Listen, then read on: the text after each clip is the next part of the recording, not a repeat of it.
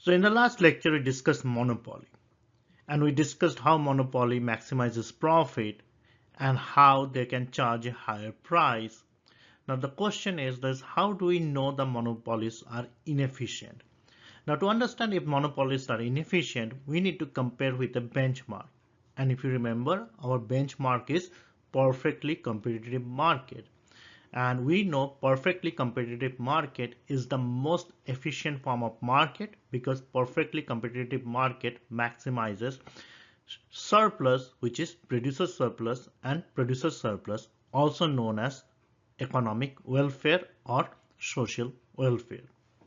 First, I'll start a discussion of how monopoly can lead to inefficiencies. For that, we'll start with a monopoly. And if you remember, in a monopoly, we will measure cost, revenue, and price here, and we'll measure quantity on the horizontal axis. And monopolist always faces a downward sloping demand curve, which is demand and which is also equal to your average revenue. Monopolist faces a marginal revenue curve, which is below the average revenue curve because it's a behavior of the marginal revenue when average revenue declines. A monopolist faces an U-shaped average cost curve, and a monopolist faces a marginal cost curve, something like this. Now, I'm going to tell you something that marginal cost is also the same thing as supply curve. Now, you just take it on face value right now, because why marginal cost is the same thing as supply curve? For that, you have to take an advanced microeconomics class, which is Econ 201. In this lecture, we will not focus on this. Just take on face value that your marginal cost is the supply curve and average revenue curve is your demand curve. And what we learned in the last lecture is that monopolist maximizes profit at the point where MR equal to MC, and they will be producing a quantity, let's call it QM, and they will be able to charge a price based on that quantity based on the demand curve, and let's call this price PM. Now in this case, why monopolist is inefficient? To understand that, let's compare this with a perfectly competitive outcome. So under monopoly, so again let's put it all together. Under monopoly, price equal to PM and quantity is equal to QM. Now I want to talk about a perfectly competitive market. Perfectly competitive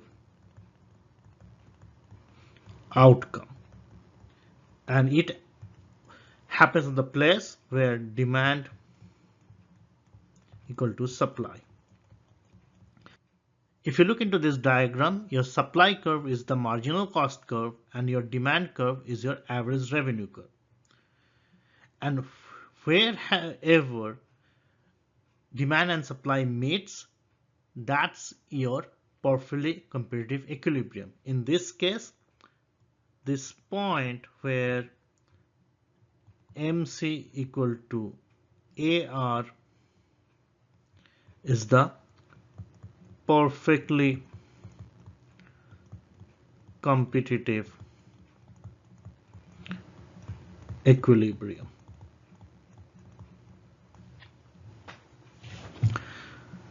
Now you can see here under perfect competition, your price should be set at PC and you should be producing more at QC.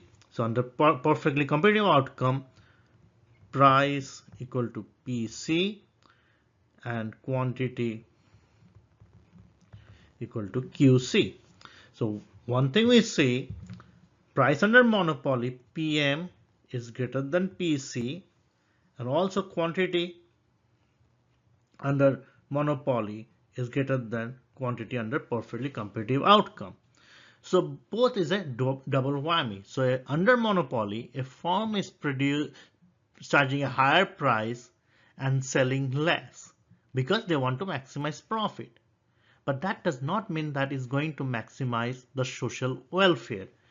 And because of that, what we ended up having under monopoly is something called a deadweight loss. And if you remember deadweight loss is the loss to the society if prices are not set at the perfectly competitive level. In this case, your deadweight loss is represented by this small triangle here. So this is your dead weight loss. That means this is the loss that the society incurs to have a monopoly. And that's why they need to be controlled. And that's why monopolies are inefficient from the social perspective. So let's try to recap all these things together.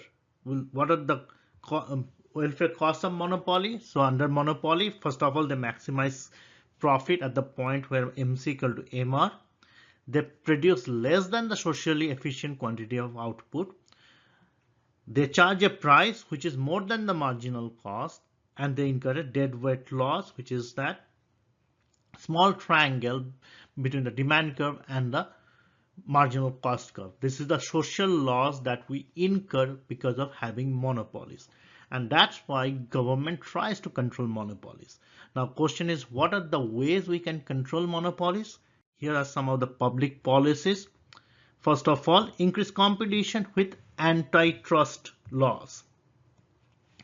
Now, the first antitrust laws was the Sherman Antitrust Act in 1890 and the Clayton Antitrust Act of 1914. So these are the acts which were designed to control for monopolies, because prior to 1890, US government had no law to control monopolies, and situation was so bad by the end of the 19th century that US Congress had to pass a law to control for monopolies. Monopolies can also be control through by preventing mergers. That's why when big firms try to merge, they need government approvals. A good example of them is that the recent mergers of cell phone companies, and often governments came across and said they cannot merge because they might end up creating a monopoly situation. Finally, you can also control monopolies by breaking up companies. So often companies are broken up to make sure that they are competitive. And right now there's a lawsuits going on in US Congress, and investigation is started by the Department of Justice against the social media companies like Twitter and Facebook, because government thinks that they are monopolies. Even some people think that Amazon is a monopoly. Second way you can control monopolies through regulations. First, regulate the behavior of monopolies by regulating a price. How do you regulate the price?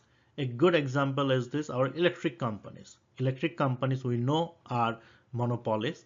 So because they are monopolies, that's why they cannot change the price unless and until they have approval. So there are actually often electric and gas companies needs to appeal to a commission to change their price, and they have to provide justification why they want to increase or change their price, because the government knows they are monopolies. And this is common in case of natural monopolies also when regulations, because natural monopoly is a case when bigger the firm becomes, lower is their cost, which is often the telephone companies. And finally, public ownership is another option against monopoly.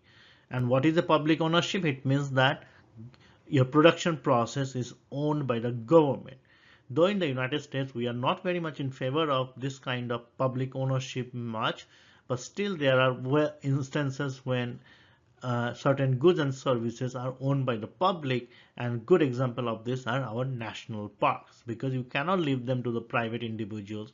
Often they have very rare resources, and often private individuals can harm them if they are not under the public ownership. Finally, let's draw some comparison between similarities and dissimilarities between perfect competition and monopoly. Similarities, obviously, they both of them have exactly the same goal, which is maximizes profit, and the rules remain same, which is MR equal to MC in both case, and both can earn economic profit in the short run and also in the long run in case of monopoly. Differences, obviously perfect competition has many players, but monopoly has only one seller. Under perfect competition, marginal revenue equal to price, but in the monopoly, marginal revenue is less than price. Under perfect competition, price equal to marginal cost. Remember, MR equal to MC, since MR equal to P, so price equal to marginal cost. But under monopoly, it's not true because price is more than marginal revenue. As a result, price is greater than marginal cost as well. But at the same time, MR equal to MC is the profit maximizing condition. Now, important question is this: do they produce as welfare maximizing level of output? Perfect competition, yes, and monopoly, no. And that's why there needs to be control. And these other things, long run and economic profits and other price distribution possible, will not bother with them right now. Just focus on this few similarities and dissimilarities. So bottom line is that monopoly often charges a price higher than the perfectly competitive price, and they produce less than the perfectly competitive quantity, though they maximize profit, but it comes at a cost, and the cost is the loss to the society in terms of dead weight loss.